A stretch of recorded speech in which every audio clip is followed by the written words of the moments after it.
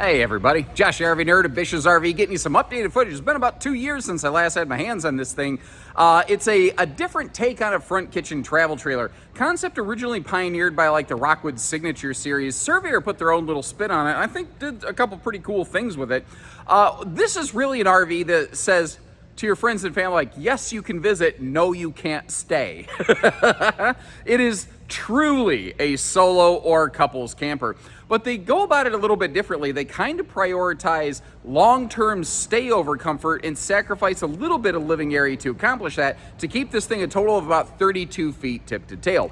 What it basically has is a middle king bed slide, complete with electric space heat and Tootsie Toaster, and a gigantic rear bath ensuite, complete with up to stackable capable washer dryer prep. Now, there's things about this RV that I love, and there's things about this RV that I don't. I don't like that if I have somebody over, they have to walk through my bedroom to get to the bathroom. But we've already kind of established this is not the type of RV you're going to buy with the expectation of having frequent guests over, more than likely.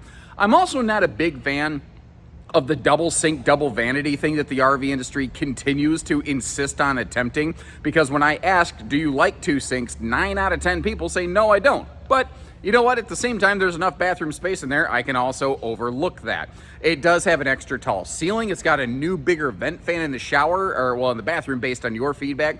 Now, 400 watts of solar, holding tank heaters, Goodyear tires, tire pressure monitoring, no vents in the floor, carpetless, Asdel under the fiberglass, and a bunch of other cool things, including some great prep space. It has some fantastic qualities. It just has a couple things that make me go, "Argh," but like, I could deal with it at the same time. But that's just me. I'd love to hear your opinion as we go. Let me know what you think is good, bad, ugly, and in between on this. I will try to do the same and be fair with you. And if you appreciate a candid approach, hit that subscribe button. Let's get in there. And I'll say in my experience, this tends to be one of those floor plans that either you look at it and you go, oh my gosh, it's the perfect RV. It's the thing that I've been looking for. Or you're like, this is stupid. Why would anyone ever do this? Whoever designed this deserves to be fired. You know, it's like there's only two responses typically to this RV. So I just want to kind of share what it does and what it doesn't do and let you decide if it's the right one for you or not. So basically I'm sitting over in the theater seat right now looking over at the campsite of the RV. It has some campsite window coverage. They don't really have an opportunity for any giant picture windows, but they kind of do the best they could. That, by the way, is a smart TV, and it can pivot around for viewing. But notice how they have it offset a little bit. They push the TV away from the dining bar so that if one or two people do happen to be sitting there and you're over here enjoying the television, you don't got to worry about somebody being up in your face and getting in your way. Now, based on your feedback, they have adopted a larger oven, like Rockwood and Cougar tend to do this, and Surveyor now joins the ranks of the 21, 22-inch oven club, which seems to be a pretty rare exclusive club. Most companies seem to run 15, 16-inch ovens. I just ran into the wall behind me. That felt awesome dead between the shoulder blades. Anyway, it's not a big living kitchen area. It's more of a kitchen than a living room, certainly. But it's 6'9" from floor to ceiling. So that certainly helps. Now this is, Grand Surveyors are 50 amp standard. This can be outfitted with dual air conditioners. So you can get some decent cooling power rocking up in here. And take a look at that sink cover. First of all, I mean, again, look at all the countertop space. But that wooden cutting board block sink cover right there. You see that black bracket against the wall? We'll actually show you in a minute. That's where, when you're getting it out of the way, you have the perfect place for it. It also travels very nicely down the road there.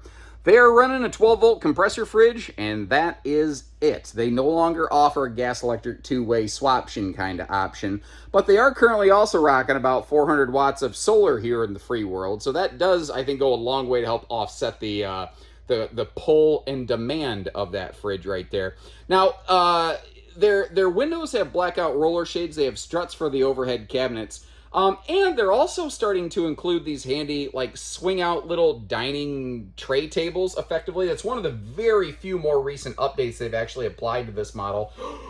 I kept looking at it. I kept thinking, this looks like something. This reminds me of something.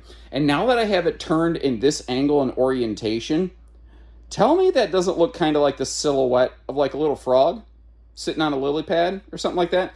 That looks like a little frog to me. I don't know. Either that or it looks like somebody tried to draw one of our states from memory and then kind of failed. I don't know. Either way, to show you a few more functions of this, I'm going to have to kick you over the realm of wide-angle lens mode. And when I do that, like you see that fold down middle center console armrest, or you can obviously have it be a 3-seat recliner. So all three of those can function totally independently of one another, which is really, really nice. You also have the storage there above with those gas struts to make accessing it easy. And again, the blackout roller shades that I mentioned. But did you notice how the windows are now fully framed out? They don't have any of the like big boxy things coming down the sides or anything like that. It's just a little bit cleaner look and execution. Speaking of that, speaking of cleaning, easy cleaning floor plan with no vents in the floor, and they make the slide flooring match the main floor, which is something that I personally really enjoy myself. Now remember that cutting board that we talked about a few minutes ago? Let me get up here on, it was kind of so they run this like dark blue accent nose panel, which kind of makes the whole room, to me, look and feel a little bit bigger. But I just noticed those power outlets up in the nose cap. Those are located at the absolute perfect appliance corners over here. You could have griddles going on, coffee makers, all kinds of stuff. There's tons of room in there. They really nailed that. Sorry, I saw a squirrel. Back to the cutting board cover, slapping that back against the wall over there, giving you a look around all the space. About the only ding, the only knock and complaint I have on this is the same thing that I've said on a bunch of different Surveyor kitchens. They really don't give us a dedicated wastebasket space. Other than that, we have awesome countertop prep space. We have great drawer capacity, a half dozen drawers over here, great cabinet capacity, and you kind of look at it and say, yeah, but no pantry. But you realize you kind of have a combo pantry, coat closet thing going on over here right by the entry door. I do like I don't mind a level shift on a countertop. I know a lot of folks prefer everything flat, but at least if it shifts up, like let's say you happen to spill something in the kitchen over here, you got the perfect spot for it. I wonder, did they put a power outlet under that? They put two! Oh! I would have been happy with one power outlet under that thing. That makes that even more useful. Now that can, again, toaster oven, air fryer. Dude, nice. Now I say dude only because I don't know your names individually. Okay, dudes? All right, let's move on. Oh my Lord, that used to drive my mom crazy. As a kid that grew up watching the Teenage Mutant Ninja Turtles original animated series, and holy cow, I love that show. And it got me the dude, tubular, radical, all that kind of Teenage Mutant Ninja Turtle talk. My mother hated it. Oh, she hated it. I think that was probably the equivalent of like today's kids calling their mom bruh. I think that if I was a kid and I was like, hey, bruh, my mom would have been like, I will kill you and replace you. Anyway, this bed slide right here, the thing is 2/3 of the RV is not the living room and kitchen. 1/3 of its living room, 1/3 of its kitchen. Third of its living room and kitchen, third of its bedroom, third of its bathroom. So it's most of the RV is not living space, which is uncommon. But for somebody who doesn't want a giant RV, but you want a nice big space when you get there, this thing can actually kind of work for you. Now, once again, if you take a look here, there are overhead cabinets above the bed. Those actually do hold themselves open, which is really, really handy there. And you may have noticed how you actually have some little power outlet side stands built right into the slide box. That's a rare find. It's a really handy feature. I'm eyeballing this bed. I think this is an Olympic queen. I think I referred to it earlier as a king. I think this is 66 wide by 80 inches long. So this looks like an Olympic queen mattress to me. The bedroom, it does look and feel nice and open, but part of that is because they left this whole area wide open and not a whole lot of storage space here. Now, it's set up to put a TV above the window across from the bed, and you've got some dresser space down below here, and that electric space heating Tootsie Toaster. Man, I tell you what, if it's going to be a chilly night, you don't have to go cranking the furnace to keep the whole RV warm. You close your bedroom, bathroom door, you turn that sucker on, it'll smoke you right out of here. It'll cook you right out of here. Ooh. I'm looking at that converter panel location. I'm not sure we're going to like that when we close the slides. It's been 2 years since I saw this camper. I can't remember how it plays out. What I do remember how it plays out is when I ask the question, do you personally like having 2 sinks in an RV bathroom like this? And I remember what the answer is every single time. But RV manufacturers continue doing this. So I will ask, once again, what are your thoughts on a dual lavatory, aka double sink bathroom like this? And while you're leaving your comments, I'm going to do my toilet selfie champion routine. It is exceptionally fluffy friendly, not even fairly fluffy friendly over there. Another one of the cool updates that they applied here based on your feedback, like the bigger oven, is also the bigger bathroom fan. So no more 4-inch fart fan. We have factory standard Fajita Friday fume fighting action, complete with Kung Fu grip, ladies and gentlemen. You've also got a nice dedicated linen storage space over there. And as long as we're talking about, bathroom storage stuff, I'm at a bad angle. Let me whip around, stand in the shower for you so you can actually see the storage you do have in the bathroom over here. Now, there's a chunk of the under-counter cabinet space that you might notice is just blank and paneled off. It's not wasted. That's actually a little outside mini camp kitchenette. So they just utilized it in a little different way. Interesting note, when I mentioned linen storage, they also still have, I'm going to call it like the burrito style linen storage space over here next to the shower. A cool thing with Surveyors though, they are 6'9" tall from floor to ceiling, which means I can easily stand when I'm over 6 foot in that shower and not have it be a problem. I also want to give them some credit here in this bathroom. A lot of pardon my footprints, by the way, I'll get those cleaned out in a minute. But a lot of manufacturers, once you get to the bathrooms, you start running into floor vents again, and they didn't do that here. They stayed very consistent. What they also did is set this up to be either a giant closet or, as you can see on the left, prepped and ready for a combo or stackable washer dryer. Now you see all these little shelf nubs, basically. This RV also comes with 3 removable shelves you can put in here if you want to really, if you don't necessarily want washer dryer space, if you just want maximum dry storage capacity, you absolutely have the ability to do that too. And what I absolutely cannot remember whatsoever is what the road mode is like on this one. So let's get the slide closed and check that out. Okay, so it's not ideal. It's sort of tight, but this is definitely an RV made for being there and not getting there. Sometimes people go, why wouldn't they make this better for travel access? Well, not every RV is made with that purpose in mind. But if you absolutely needed to, you can snake around that kind of dining bar. You can get up here. You can get up to the kitchen. You can access the fridge, freezer, all the sinky stuff, all that storage. That's really not a problem. Where it becomes a little bit more of a question mark is what about everything back here? This is a Schwintek bedroom slide. Technically, I'm not supposed to recommend that you climb on and occupy that in transit. I will say, unofficially, as long as you're easy about it, you could probably carefully climb over and get to the bathroom or the fuse box if need be, but it's not ideal. But if you appreciate how even when it's not ideal, we still take the time to show you, hit that subscribe button. Let's hop outdoors. And when it comes to towing and going, this one's got kind of a tale of two cities. It's 32 foot basically on the Nizzos, tip to tail, which isn't terrible. I prefer things a little under 30 foot, but I'm not going to get 2 foot itis and freak out over it. But the total GVW and the hitch weight on this, because you have a middle slide bedroom and then a living room slide and kitchen dead on the nose of this sucker, it's probably beyond what a lot of half-ton should be handling. I suspect the average RV salesperson at most places is probably trained to tell you, oh yeah, half-ton towable all day long. I'm not that guy. I would rather be a little overly cautious. Are there theoretically some half-tons that could handle this thing? Yes.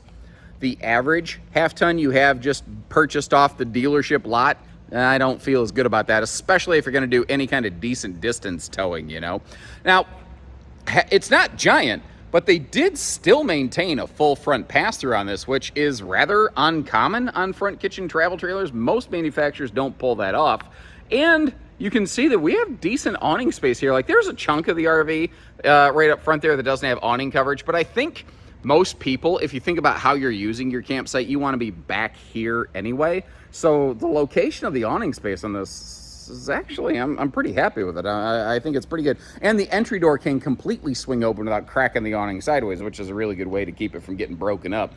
These are Goodyear Endurance radials, by the way. I can't recall. I don't believe Surveyor actually uses a Goodyear spare tire, but your main sneakers on the ground, those are the 87-mile-an-hour rated Goodyears. And that red box thing you saw sitting there, that's the tire pressure monitoring that is also factory standard on these. Back here in the corner, they give us a little mini camp kitchenette. Now, it does include a griddle that would actually sit over here on this like silver tray kind of thing that's sticking out. That flip up backer is kind of designed to be a little bit of a grease shield to help keep splatters from getting on your fiberglass. But what if you don't care about all that? Well, it's actually just potentially handy, useful kind of drink prep space, because you could always just use this as a little drink station. Oops, I kind of forgot. The thing is, though, since the stovetop, or well, the griddle now slides off to the side so that the refrigerator is unobstructed when you are cooking, which is nice. A lot of manufacturers don't think about that. They had to fill the space, so they gave us basically the glorified dog dish hand wash basin right there. Which isn't my favorite. I prefer a plumbed sink, but the fact is, they're still giving us something here that almost no other manufacturer does. So I'm not going to clock them for it. I wish there was a better way around it, but I don't really know of a better way around it, so how can I criticize them? They did also upgrade to hot and cold outside utility showers this year. Previous seasons, these were cold water sprayer ports only. One of the very few updates they've made in the last couple years that I don't personally like is that they went prepped for telescopic removable ladder. And the reason I don't love that is they previously had a built-on ladder. Now, there's a push and a pull both ways. I like when the ladder's just there, but it's only 250-pound rated, whereas the telescopic ladder's 300-pound rated, but now you have to find a space to store it that you don't have to deal with otherwise. There is also an unavoidable thing on this RV. Because you have a bathroom dead on the tail, and then 32 feet away, you have a kitchen dead on the nose, you do have 2 sewer hookups. This is not a single sewer camper. That's also the reason why the total gray tank capacity on this looks kind of wacky, because the bathroom and kitchen each have their own totally separate gray tanks. Now for slides, the bed slide, that's a Schwintek. That's that silver bar sticking off the side. And then the black bar under the front slide, that is a rack and pinion. What I want to do here, though, is get this open for you because I failed. Nailed it. First try. There we go. That's the griddle that's included with it. I left it stuffed here under the headboard area of the bed slide just to kind of give you a sense of scope and scale right there. Now, all the windows open for airflow, but it creates a really interesting opportunity. What? Oh, yeah. In my head, I'm like, why is there no window right here? Well, because there's a refrigerator right there. Stupid. Use your noggin. Anyway, what I was getting at is when you're sitting in the theater seat, if the slide side window shades are open in both the living room and the bedroom, you can actually peek over and, I don't know, talk to somebody in the bedroom if the windows are totally open. Now, we're in a Grand Surveyor. Let me actually slow down real quick. Look to the left. That's a Surveyor Legend. That's the Little Brother series. There's only a couple differences on the outside of these. Your Grand Surveyor on the right side does everything that the Legend does, but it also gains a nose cap and power stabilizer jacks. Those are really the only major exterior difference features on these. Technically, this has 200 watts of standard solar, and it's inverter prepped for an inverter up to 2,000 watts. But they are currently building all of these and shipping them with a second 200-watt solar panel essentially standard. I wouldn't be surprised if that ends up sticking around. So there's a very good chance if you go to buy one of these, it has 400 watts of solar. But there's a chance later in the year that might go away. So if that's important to you, make sure you double check that before you go sign in the dotted line, then have a disappointing surprise later on. Now, if you really don't care for having the bedroom between the bathroom and the living area, good news. There's only about 24 campers with front kitchens that have the bathroom before the bedroom all the way in the back. And I'll tell you what I'll do. I'll leave you some links in the video description to check pricing and availability on this one. Any that we have in stock will be listed right on our website. I'll also leave you links to some of those other front kitchens. And let me know which one and which style you go with. Oh, hello. Okay, we got a fork truck running around, scare the bejeebies out of me. I'm gonna wrap this up. Take care, stay safe, have fun, and happy camping, everyone. There he goes.